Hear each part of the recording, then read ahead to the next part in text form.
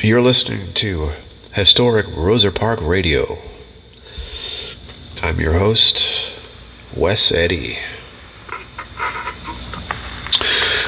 Broadcasting livishly from historic Roser Park. Thank you for joining me in this tonight's first episode. Air date October the 31st, 2024. Long overdue, I would say. We just celebrated our centennial anniversary about 10 years back. So, I'm not a Luddite, certainly.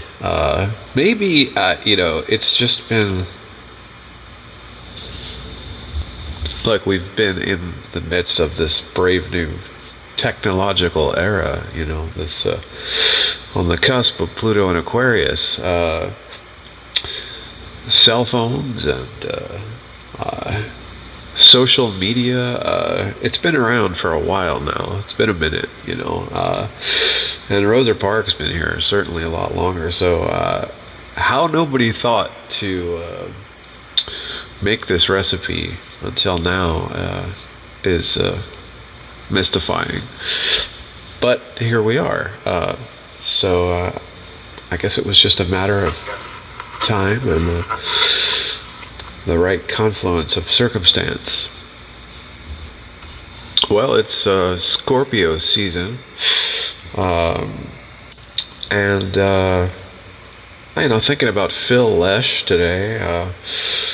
Phil Lesh, yeah, of the Grateful Dead. Together with Jerry this evening, it's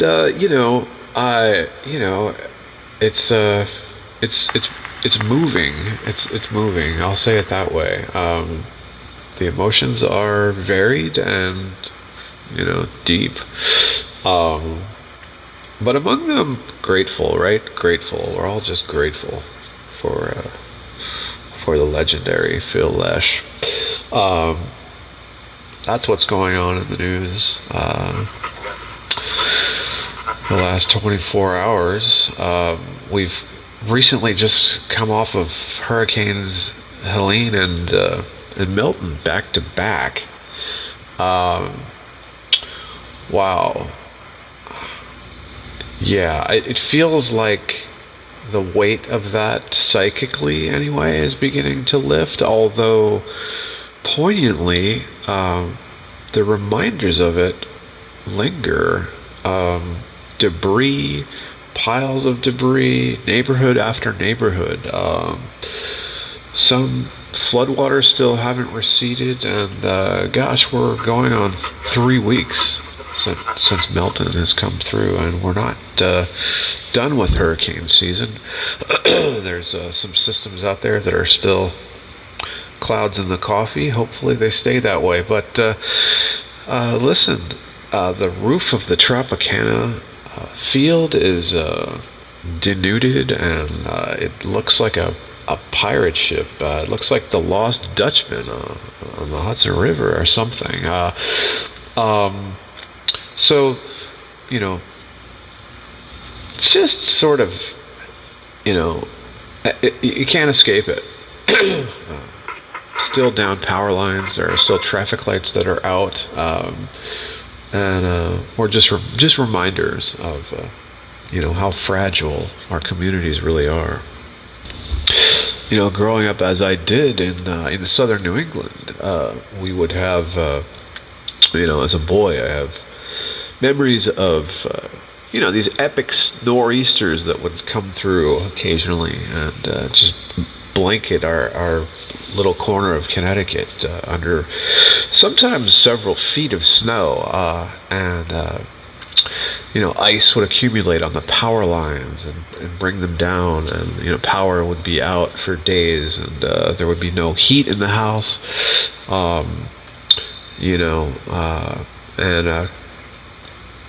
just I remember the stillness of the air in the house and the intense cold in the house, and it would kind of,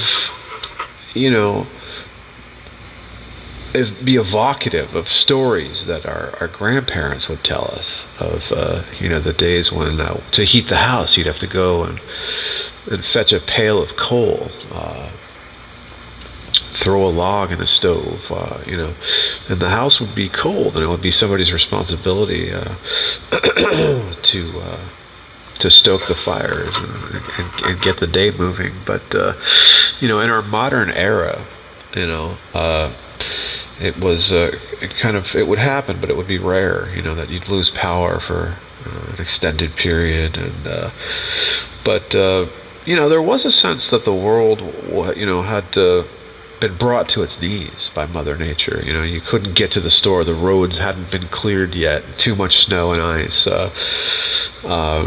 and even if you could get out, even if you had a four-wheel drive, and people certainly did, but even those would be difficult to drive, and you'd be slipping and sliding all over the roads without chains, and even if you could get out there, nothing was open, so you were stuck without power, and without, really, you had what you had in the refrigerator and the cupboards, and that was it. So,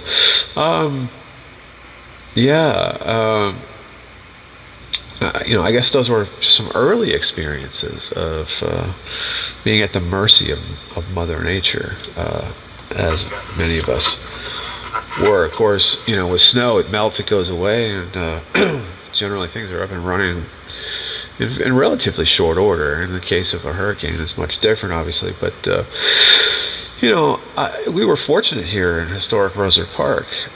We certainly had, and one of the reasons I thought to do this was for posterity, right? Because I realized in this experience that, I had to kind of do some real mental research in the deep stacks to try to recall what Charlie was like and what Ian was like. I didn't really have I have to kind of go back and Google those things and try to recall the storm's path and recall what the storm was like. And I have sort of scattered memories of those things, which are untidy, and that's kind of unfortunate, because these epic historic storms, the further and further we get away from them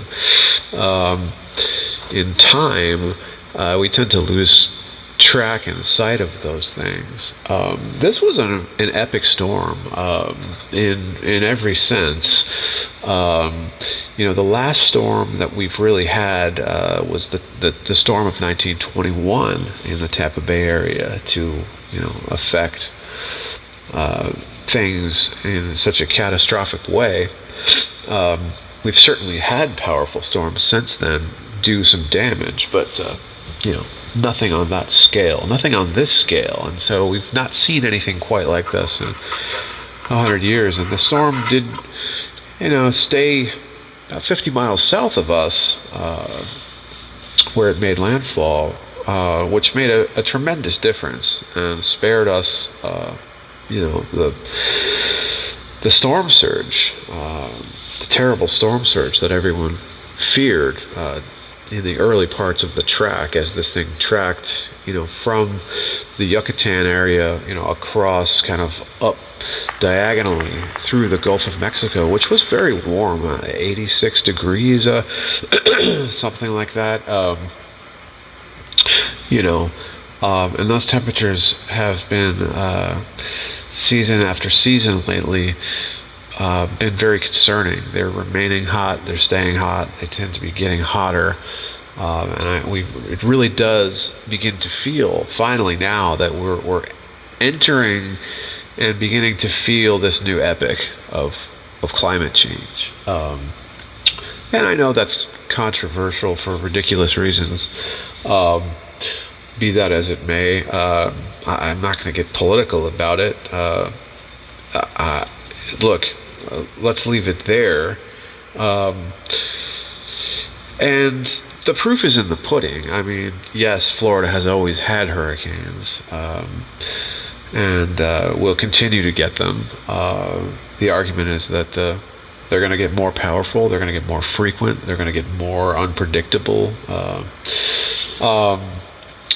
I'm a bit of an armchair expert, I guess, in this, in that my father was in the hurricane hunters back in the '60s, back when the Navy was doing it, and so I've always known a little bit more than the layperson, I guess, about hurricanes, and from that point of view, it was kind of talk in the family around the table sometimes about hurricanes, the science of hurricanes, and I've always felt that I've had a kind of a unique, special interest in this particular weather phenomenon. Just because of my father's background and the romance of storm chasing, what have you.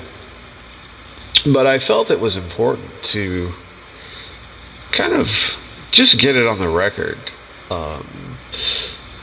For posterity, in terms of what that experience was like. I mean, just the ESPN highlights, the storm was forecasted to become, rapid intensification, was always on the table, and it was always part of the narrative out of the National Hurricane Center as they were, publishing their 6-hour incremental updates as they do.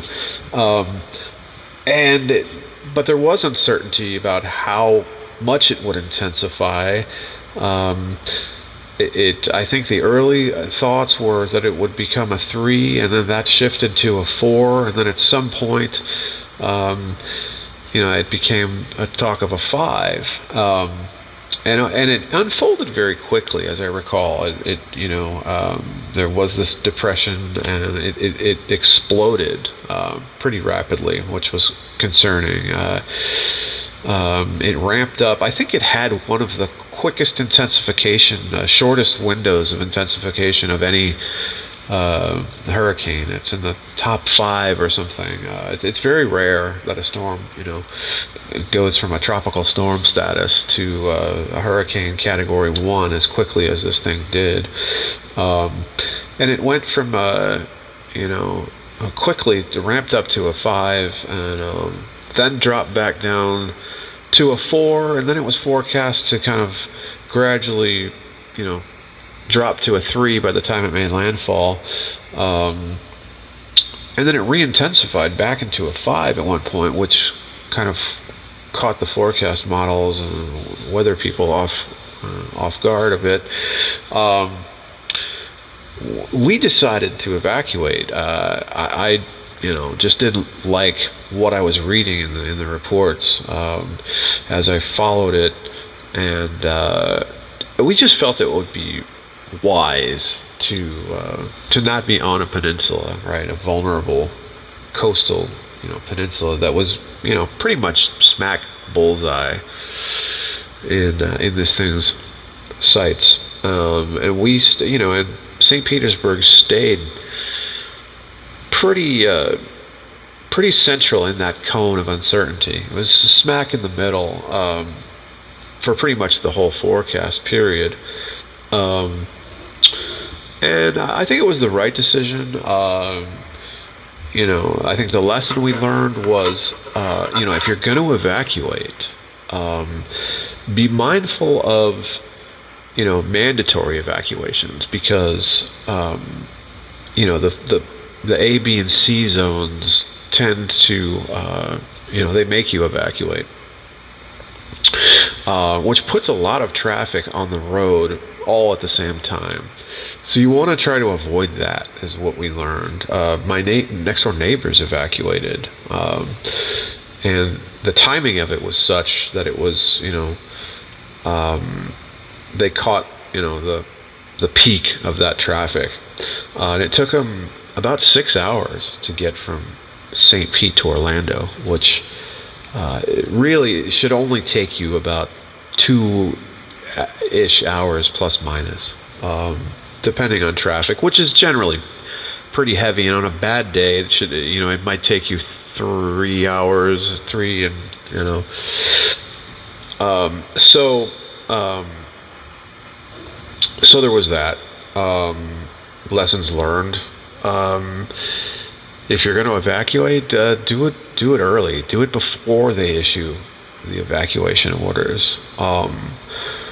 And look, it's a luxury that, to be able to evacuate. First of all, it's expensive for one. You've got to either get a hotel if you don't know somebody locally that you can stay with or that you want to stay with, or that's willing or able to accommodate you. There's that. There's transportation, of course. Assumes you have a car or access to transportation otherwise.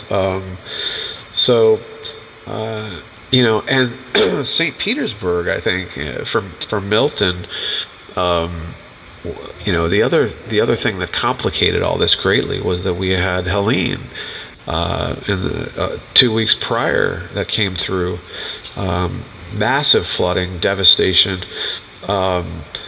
and people lost their homes. They lost their cars. They lost their ability to get out of the way. They lost power. So people were challenged additionally with they didn't have an awareness of Milton and what was happening, because they had no power, they had no radio, they had no internet was down. So people were cut off. So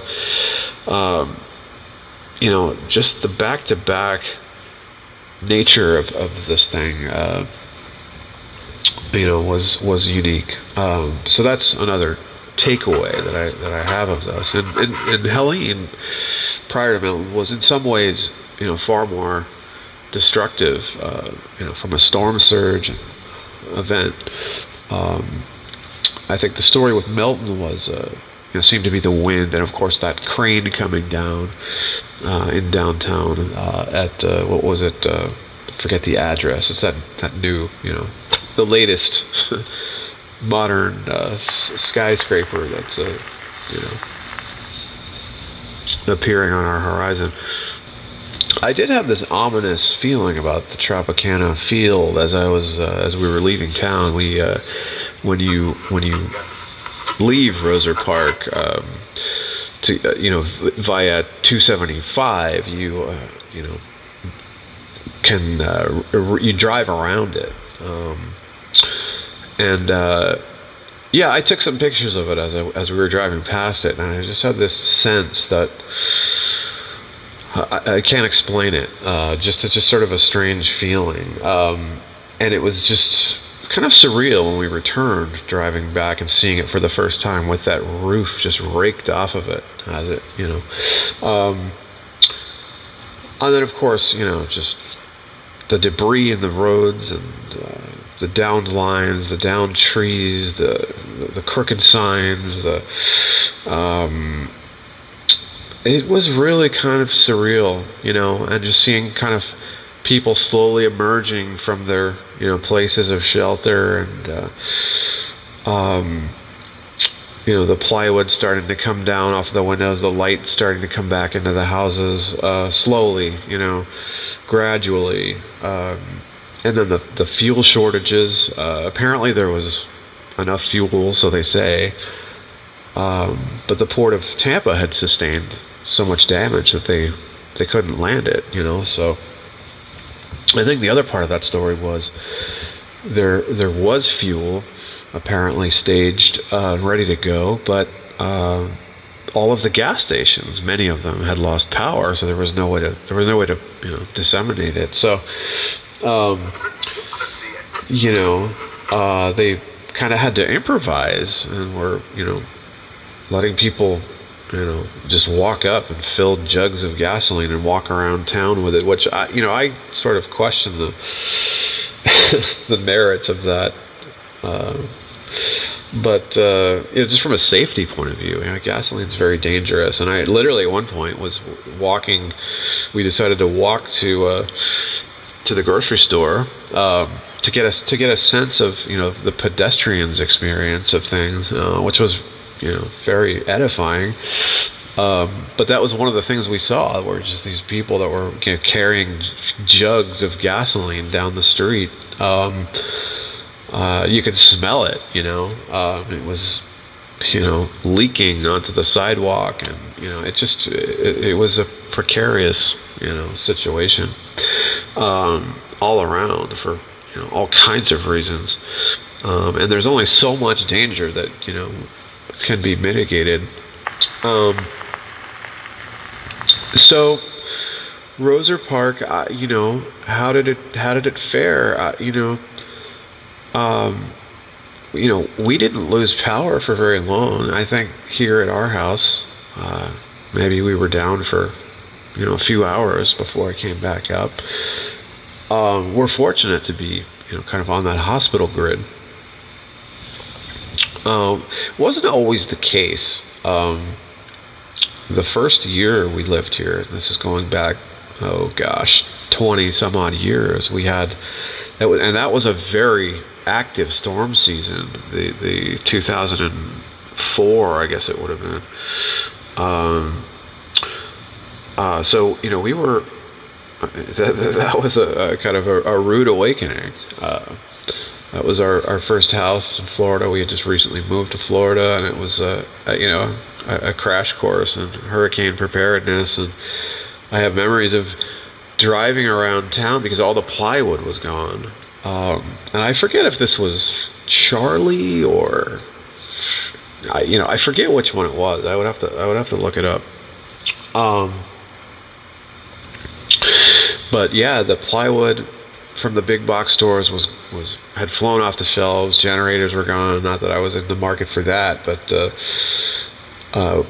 we have some vulnerable windows in our house, and I wanted to protect them. And I didn't know a whole lot at the time about how to do these kind of things and what was required. And so yeah, I remember driving around down back alleys, with my little pickup truck, and me and my brother were scavenging any kind of wood we could find, old pallets, discarded pallets, and things like that. And surprisingly, we did actually upcycle a lot of that stuff, and the house at the end of it kind of resembled a boarded up haunted house. Anything we could find. So, fast forward, I've got a little bit more sophisticated of an operation. I've upgraded my shutters, and but there's still, there's only so much you can do. And when you're talking about a category 4, that major hurricane status, the 3, 4, 5, and look, a 2, a 1 for that matter, can be deadly. People forget, statistically,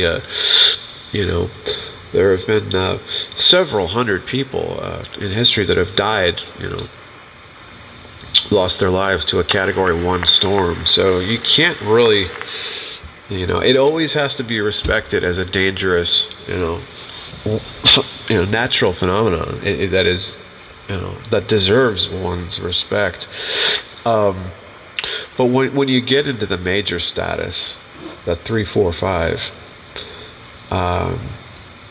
yeah, I think it's, it's wise to get out of the way. You have plenty of warning. That's one of the things my father was always, in his air crew, that always really upset them, because they spent long hours on these storm tracks they would fly, and the planes that they use today are similar in some ways. Back then, they were flying the Super Constellation, the Lockheed Super Connie. Great, wonderful plane with a long, impressive record. An engineering marvel, and probably one of the top 5 engineering. What am I trying to say? One of the top 5 most iconic aircraft designs. I think they use the P3 Orions now, which are similar in some ways. Like that, it's still kind of that analog, propeller 4-engine type of a situation. But it's a long track, and they would be out there for, sometimes 17 hours. Um, those planes could stay up an awful long time with the tip tanks. They had, extra fuel on the ends of the wings that they would carry for extended tracks. Betsy famously, VW4 discovered, I think it was 66. Some sources claim that the satellite discovered it first, the first weather satellite, but that's not actually true. Actually, Betsy was the last storm to be discovered the old-fashioned way, just a couple hours before the satellites picked it up. Satellite, when there was one. But it was, very near the coast of Africa. Just to give you an idea of how long that's. And they were flying those storms out of the Guantanamo Bay area. So it's on the other side of the ocean. But the thing that really aggravated them was they would do all this work. They'd be out there for hours, and it's exhausting, and it's quite dangerous. Although my father would always be quick to remind me that I researched it, only 40 or 50 some odd guys ever died doing it, which in his mind made it relatively safe, so I always found that an interesting observation.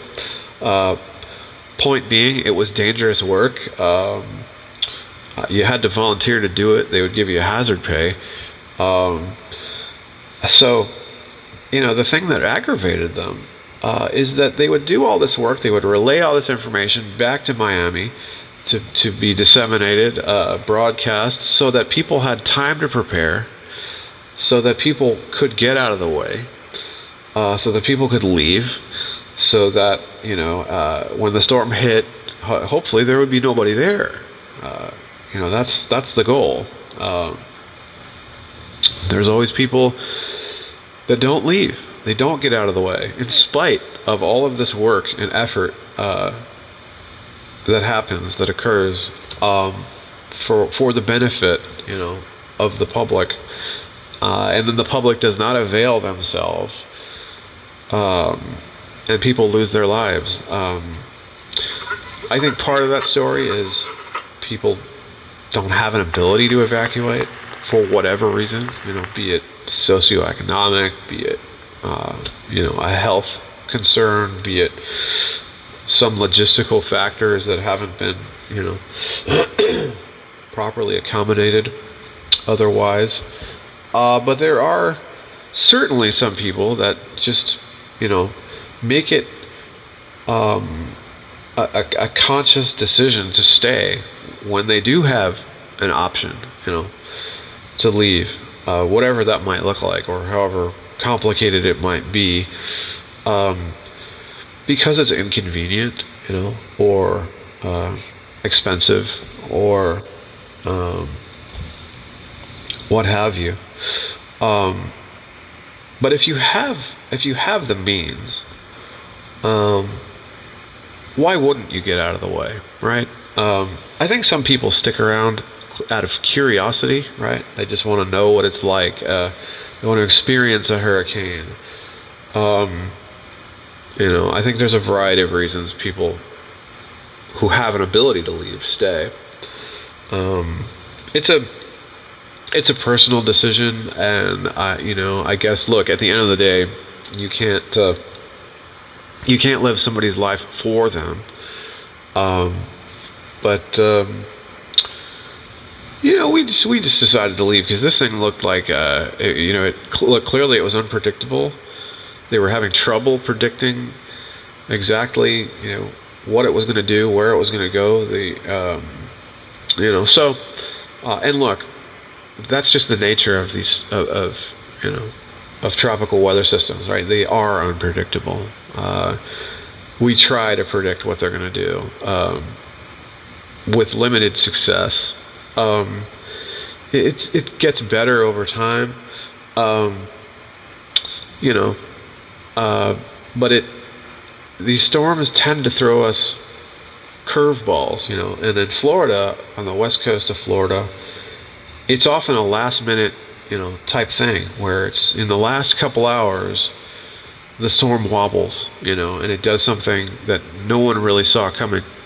Um, and, that's kind of what you want to plan for, right? Is the unexpected. You don't want to, and that also applies to a storm's intensity. A storm can, right, rapidly intensify before it makes landfall, as happened with Andrew back in '92, I think it was. So why take your chances? I've been that guy. When we were here, we decided to ride out, that first storm. We rode out some subsequent storms. I think Ian was very sobering, and I stayed for Ian.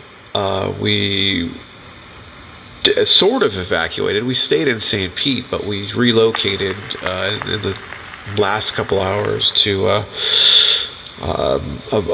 a more secure, a more robust, architecturally robust structure. Just for safety's sake, we took our dogs up there, and but what I took away from that experience was, don't ever do that again. Evacuate. Don't delay. Don't take your time. Don't wait. Decide early what you're gonna do. Make a plan. Stick to it. Don't second guess it. Be ready. And that's all you can do. So when Milton rolled around,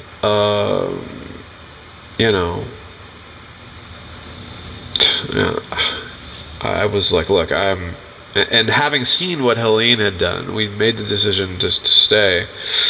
I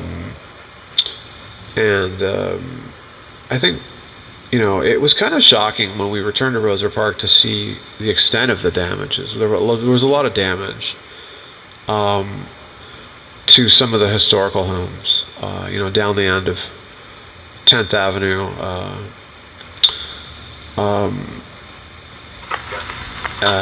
Towards, I guess it would be the east side of 10th. The 4th Ave, side. Some of those old, substantial oak trees came down and just sliced right through some of those old historic porches that have been there for 100+ years, and that was kind of heart-wrenching. I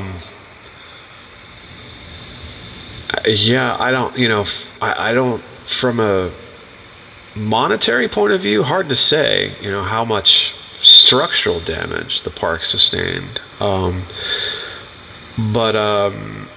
I think much of it was probably cosmetic or minor, things that could be repaired relatively easy, but there was some more major structural damage also, which was unfortunate. And I think some of the damage too might be harder to see and maybe to some extent unknown. Booker Creek flooded pretty substantially in both hurricanes, but I think it was pretty severe for Milton. And I think a lot of those garages along Roser Park Drive were inundated, and I wonder how much damage was actually done. And I think that I wonder, because a lot of those buildings are owned by a landlord or landlords,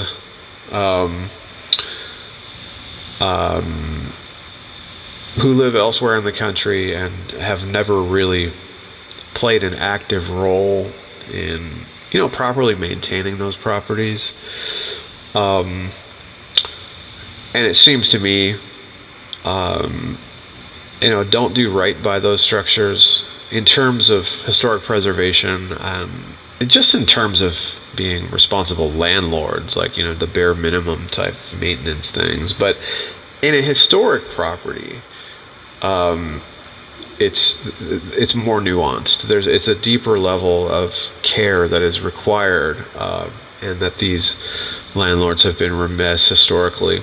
And so the properties were ill prepared to weather, a garden variety summer shower, let alone, a major storm event. And what I mean by that is just basic property maintenance, making sure the trees are manicured, or your, preventative maintenance, right?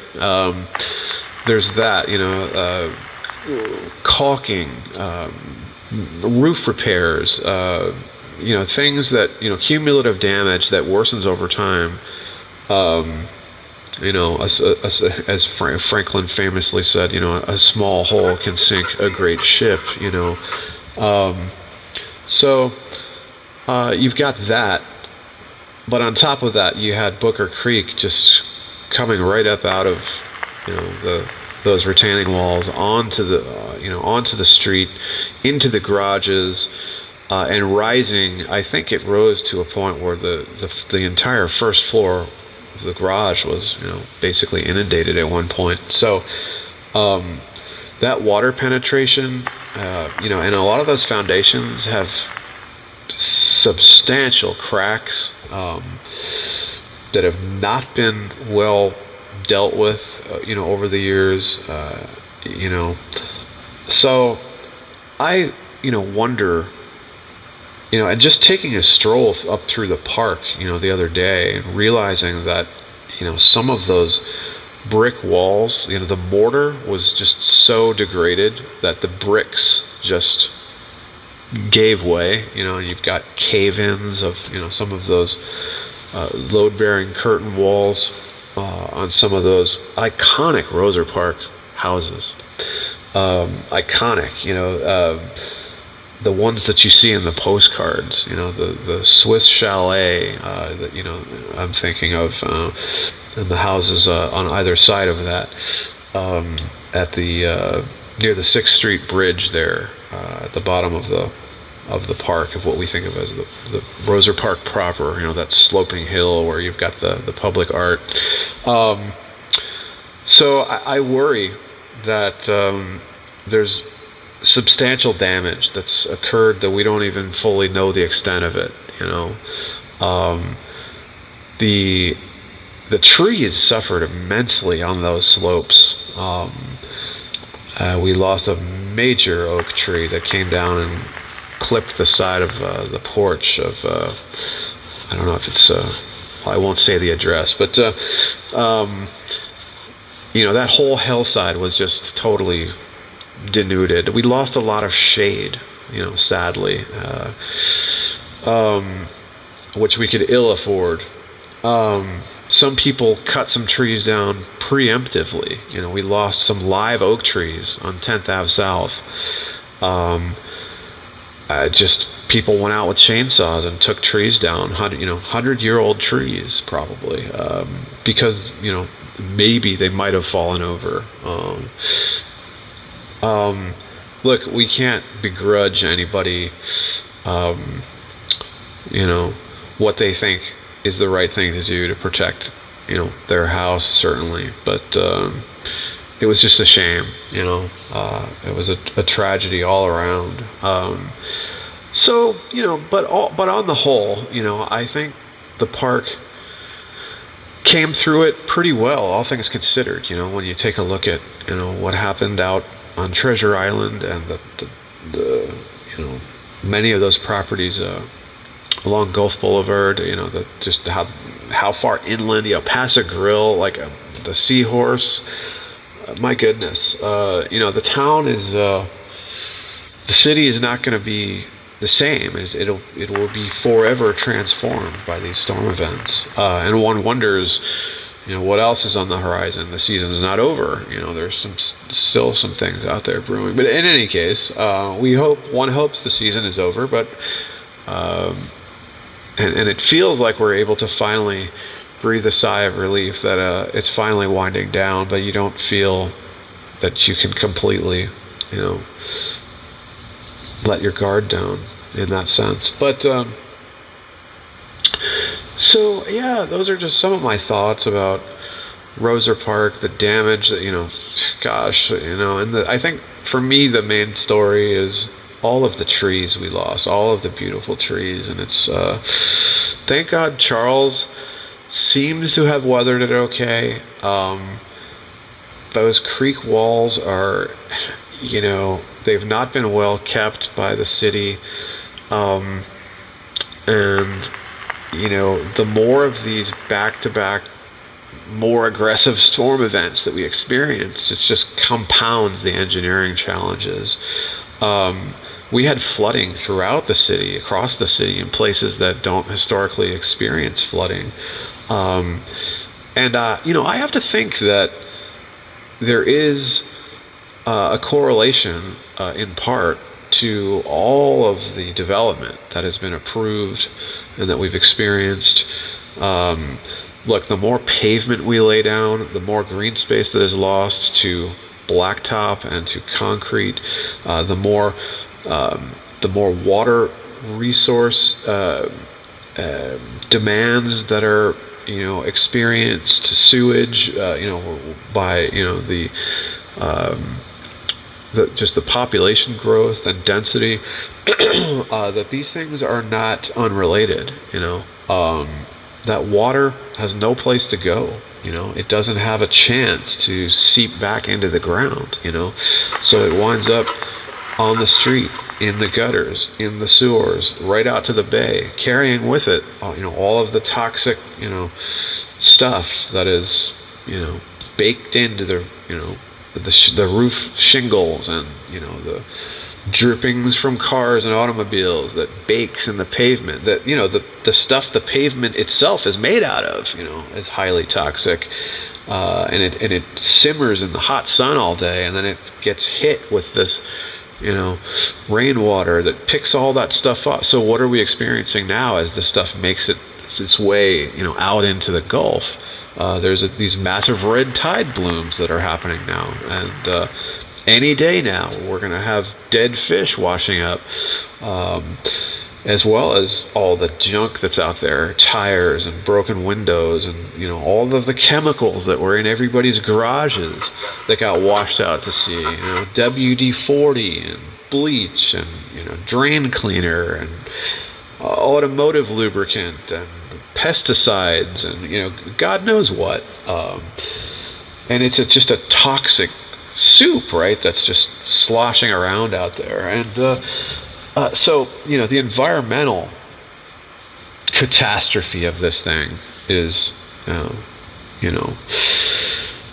another sort of quiet, unseen, unthought of factor that we don't necessarily comprehend.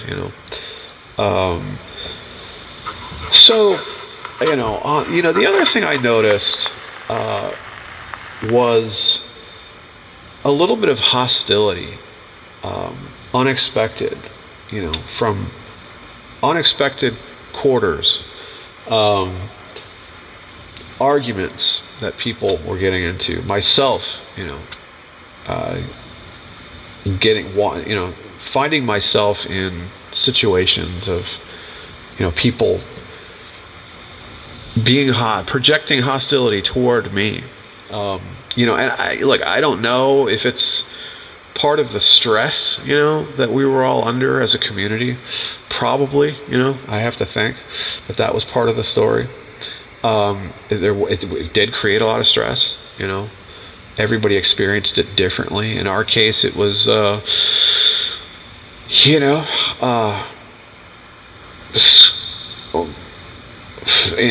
don't want to say panic, but you do have a short period of time in which to make difficult decisions. Not terribly difficult, but uncomfortable. It's uncomfortable. It's you've got to hunt around the house for, okay, well, what documents do I want to bring? What if the house is destroyed? What, okay, if I've got 5 hours to go through my entire house and decide what I want to save, salvage, what I need to save, what can be saved, what can't be saved. Because you kind of have to plan for the worst case scenario. Category 4 storm force winds is certainly easily enough to destroy a house, given the right set of circumstances. So that's what you have to plan for, and that's stressful. And that stress is going to manifest somewhere. It has to go somewhere, that anxiety. And, for some people that means they're going to be hostile. They're going to pick a fight, over something stupid, something irrational. There's food shortages, gas shortages. Your plans get derailed. Whatever you had planned for that week or that month. In our case here in Roser Park, we were planning the Halloween block party. So that was for us kind of one of the big headlines. Was we had to make a difficult decision ultimately to postpone it, to shift that date out, and that was difficult and stressful because we've been planning this thing since June, meeting often and frequently, and preparing, and it's a lot of work. There's vendors that have to be coordinated. There's sponsorships that have to happen. There's logistic things that have to be figured out.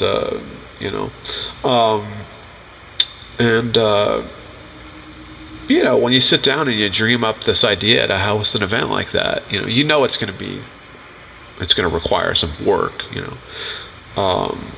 but until you're actually involved in the planning of it, and you have to take responsibility for these many, faceted things that have to happen, you have a whole new appreciation, for how much work it actually is. And then to have to postpone that, cancel it, it's tough. It's tough.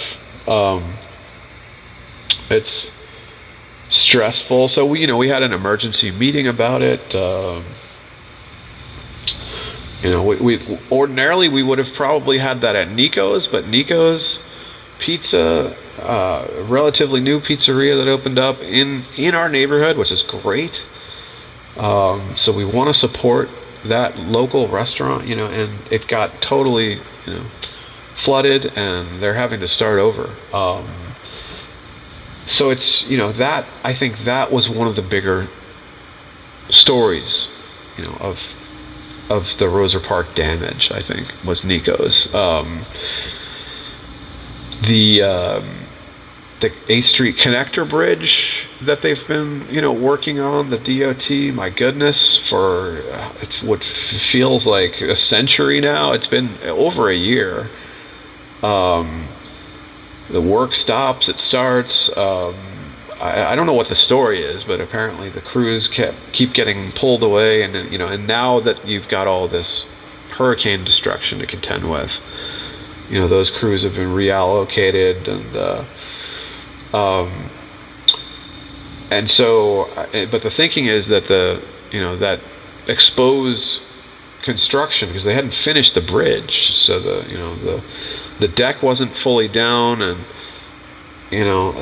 there was some flooding, and now there's concern about the rust and the superstructure. I don't know what the full story is, but apparently there's some setbacks there too that's going to affect the timeline of this bridge.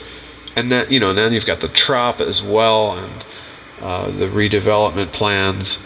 Who's going to, all of that has to be figured out, and that's upsetting those plans, which, tangentially impacts Roser Park, right? Because, that construction schedule has now been altered, and, who knows where the Rays are going to play, and what the interim plan is for the trop, since it was slated for demolition and a rebuild. So there's a lot of questions, and the city is clearly pretty ill-equipped to as any city would be. Um, Back-to-back hurricanes. That's just a lot to deal with for any city, any administration. But this, it's really been pretty rough. It's this thing cuts pretty deep in a lot of ways and in a lot of places. Just to our south, 5-6 blocks from here, the Bartlett Park area, complete loss in some cases. Those, again, floodwaters in places we've not historically seen, and water coming into people's living rooms, and you drive down there and it's just sometimes block after block of everybody's got a mountain of furniture, out on the curb that was destroyed, beds, sofas, appliances, ovens, blankets, bedding, mattresses, mixed with storm debris, and whatever was under the sink, like drain cleaner, you name it, spoiled food, and all of this stuff is just out there, in these mountains, and you've got rodents that are going through it now, and the city has not been able to get to it. They're starting to get to it, but it's kind of a scandal in some ways. We need, and FEMA is here; they are on the ground, but I wonder. Why can't the military be allocated?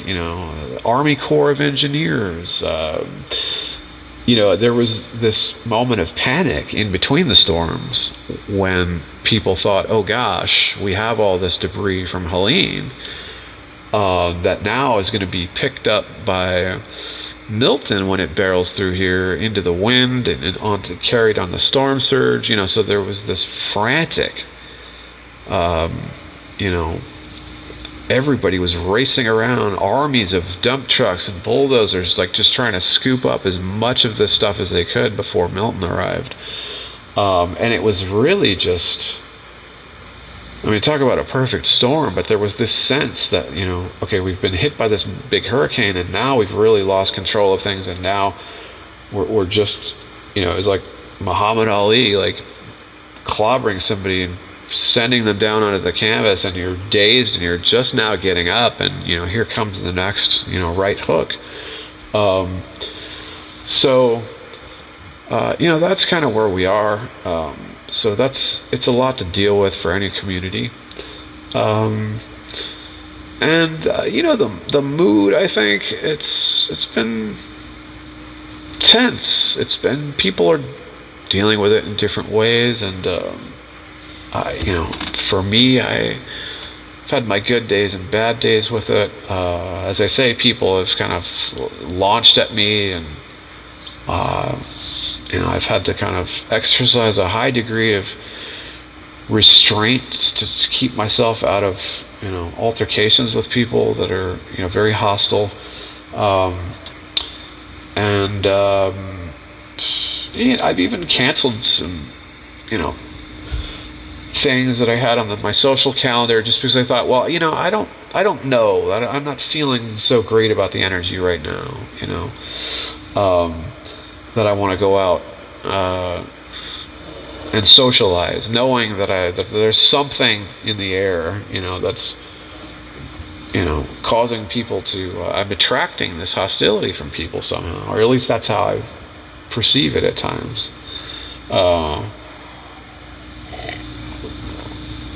Having some tea, which is a luxury now, sipping some tea. We were on a boil water notice for a while there,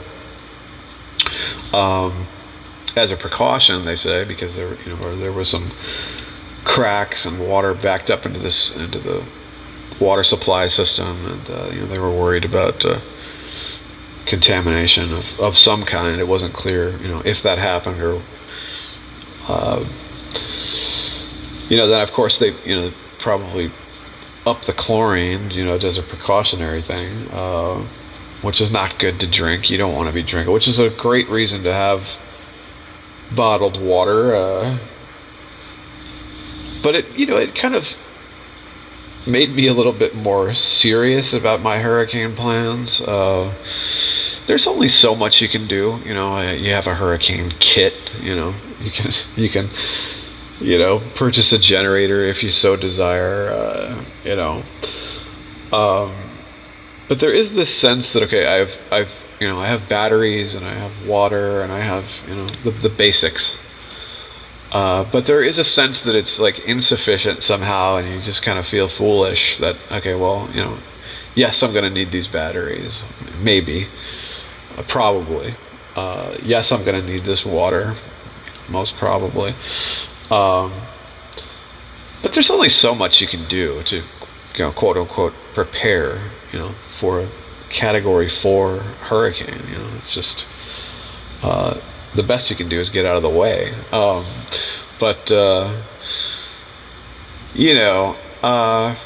you do take this stuff for granted. Like, okay, there was a moment where we had to use bottled water to brush our teeth. And sadly, in communities across America, like, this is becoming a more common story as our infrastructure, shows signs of its age and its poor maintenance, and overdevelopment, and what have you. Flint, Michigan, in the industrial, in certain places the water is just so toxic that you can't drink it. Yeah, a lot to think about. Of course, the other thing too is we're coming into this crazy election cycle. I won't name names. I'll just say the whole thing is nuts, and I'm not going to dissertate on any of that. But it's creating a lot of tension. It has been for a while. People are tense, and the temperatures are rising. As we come closer to the election day here, which is just right around the corner, a couple of days away. So there's that. From the astrological point of view, there's some challenging transits that are happening. If you look, listen to the astrological things that are going on. Mars opposing Pluto, Capricorn and Cancer. I think there's a loose square to Uranus as well, and of course Mars being retrograde in Cancer, which is not a favorable place to be for Mars. A very sloppy kind of energy. We just had this full moon, this Aries full moon, ruled by Mars. So, Mars is factoring pretty heavy in these transits for the next, three or so months. You've got all this stuff with with P. Diddy going on in the news right now,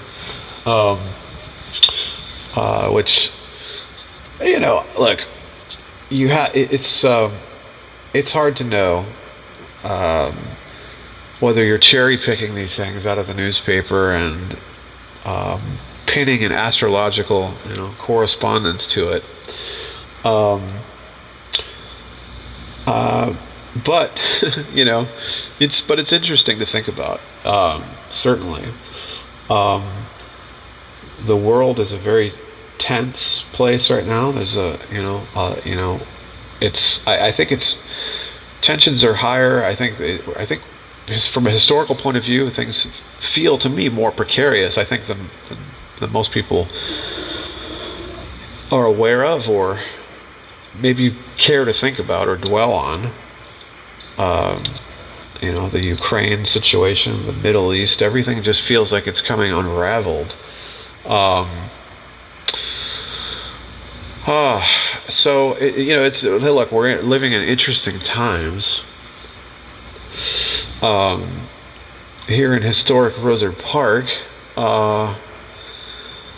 I don't know. It feels, in a sense, I've always felt that Roser Park was. I'm thinking of that passage in Washington Irving's, it being so close to Halloween. I often like to think about the Legend of Sleepy Hollow. Washington Irving, 1820, I think that was published, I want to say.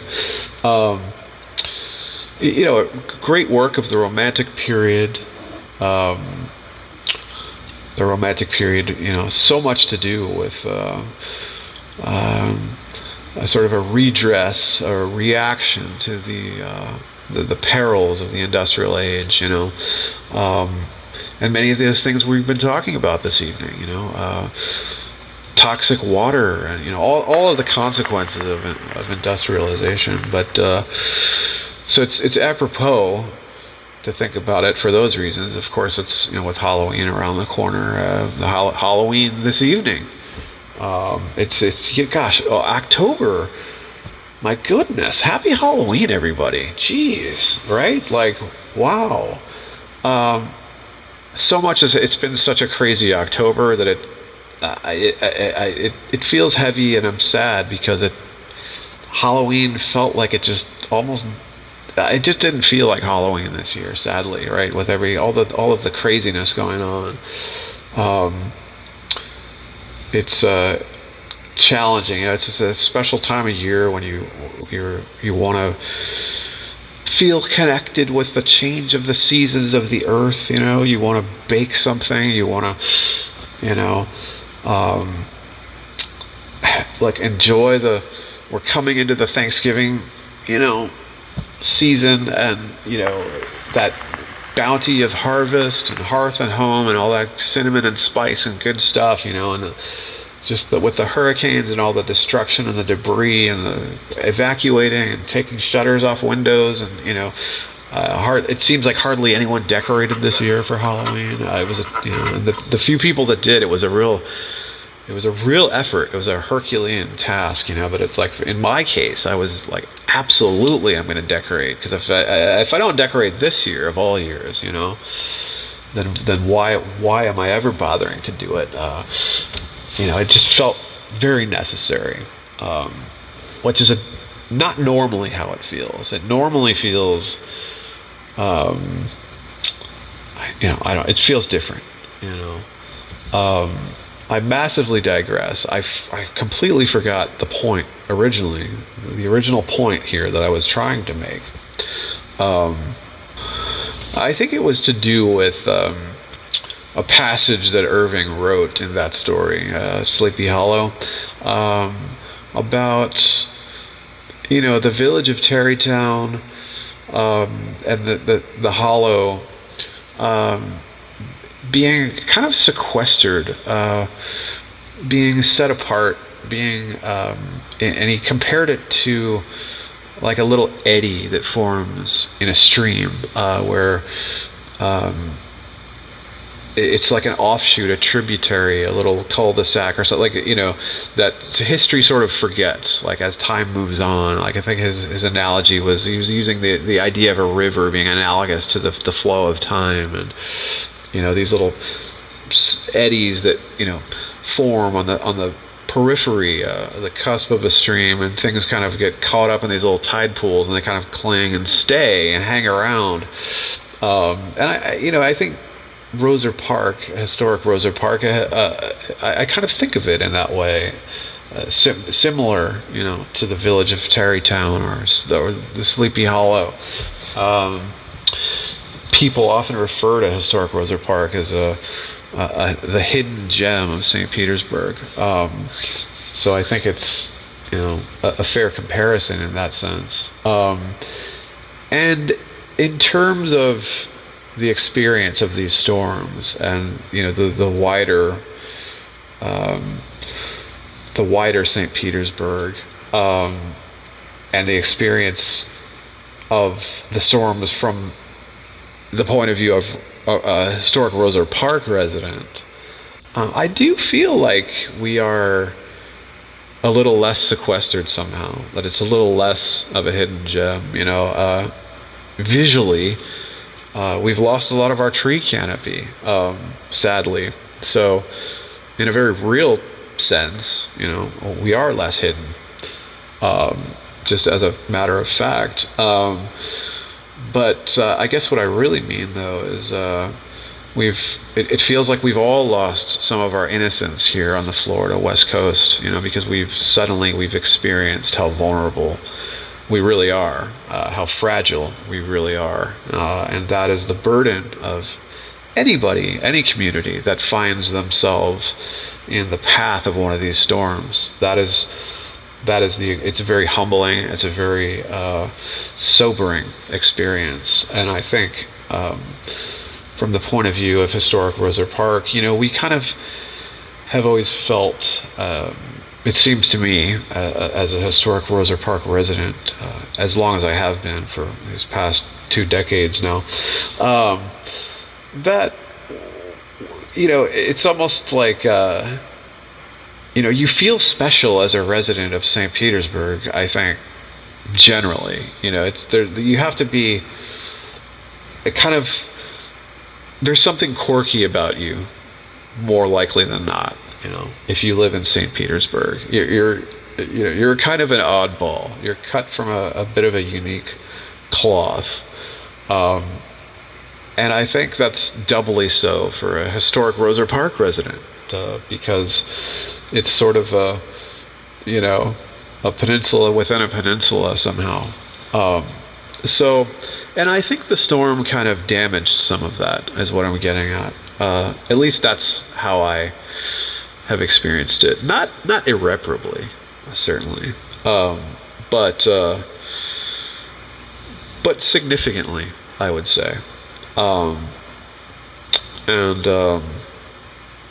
that's sad, it's a bummer.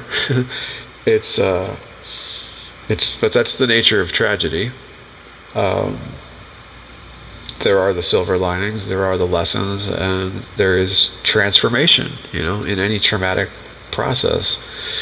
And we're still very much, I think, living in that trauma, we're in some ways, still dazed behind the wheel, the accident having just occurred, and I think we all are somewhat mildly concussive, and things aren't quite back to normal. They somewhat feel like they are in many ways, but we know that that's not the case for the people out on Treasure Island and Paso Grill and John's Pass and basically the coast, anywhere water touches us, which is a lot of places, we're altered permanently, utterly, completely. There's complete loss and destruction in many of those quarters. I haven't even been out to the beach. You can't, it only just recently reopened, and they want you to stay away from it unless you have a reason to be there, and for good reason. So there's a sense that we can't go there anymore, And really, for the most part, I don't want to. I don't think I'm ready to drive out to see the places that I used to go and have, dinner on Friday evening with my wife, or Sunday brunch, or it's just gone in many cases. We just had breakfast recently at the Seahorse before the hurricanes, just in the week before the hurricanes rolled through.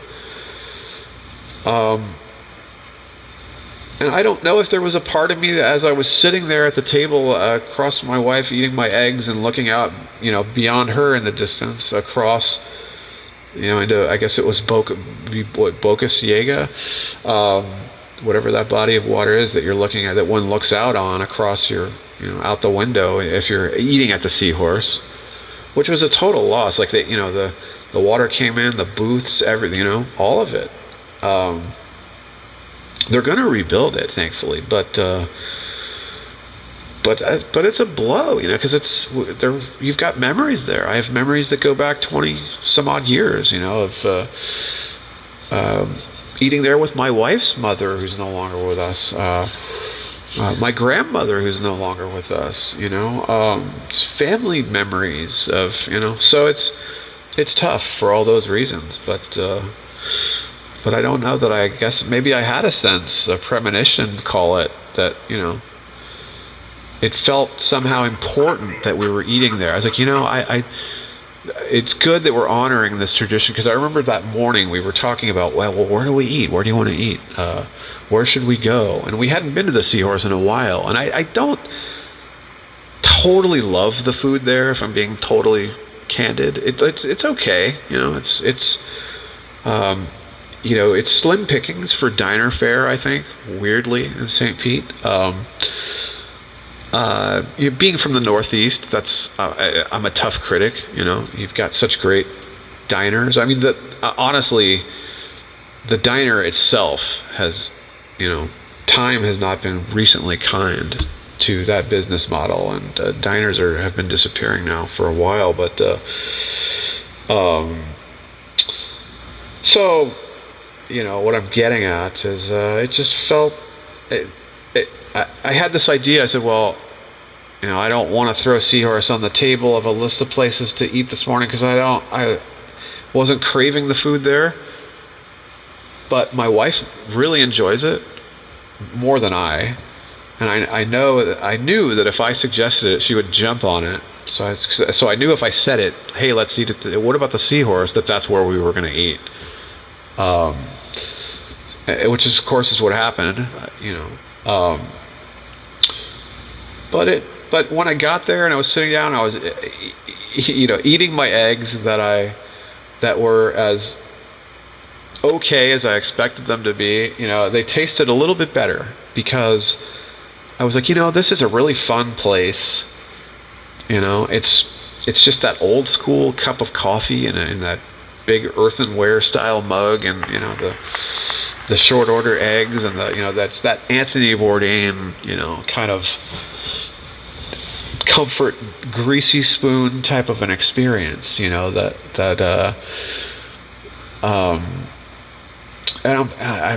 I sure am glad I did it. Thank God I did it. Thank God for those mediocre, eggs. Because now it's gone. They're gonna have to rebuild it. They will rebuild it, but it won't be the same. It won't be quite the same. It's forever altered, and But that's the nature of all things. That's the nature of everything. That's the entropy of reality, folks. Happy Halloween. Those are my thoughts. That's the broadcast for this evening. I hope you enjoy it. Looking forward to doing more of these here on historic Roser Park Radio, that you've been listening to. Wow, that's a thing. We did a thing, right? So episode 1 in the can. We'll leave it there.